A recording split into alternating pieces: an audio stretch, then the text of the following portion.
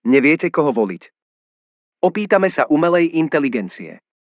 Vyskúšal som sa opýtať umelej inteligencie, koho voliť za prezidenta vo voľbách 2024 a ona mi napísala jedného kandidáta. Ako prvé som sa opýtal Gemini od Google, ktorá sa mi vyhla odpovedi a napísala mi všetkých kandidátov. Následne som ju žiadal o jedného a ona mi odpovedala. Nedokážem vám pomôcť, pretože som len jazykový model. Nemám schopnosť tomu porozumieť a odpovedať na to.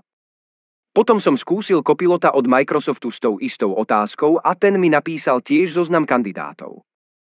Potom som ho žiadal o jedného a on mi odpovedal. Samozrejme. Medzi kandidátmi na prezidenta Slovenskej republiky je Ivan Korčok. Ivan Korčok je súčasným ministrom zahraničných vecí a európskych záležitostí. Jeho skúsenosti v diplomacii a medzinárodných vzťahoch môžu byť dôležité pre úlohu prezidenta.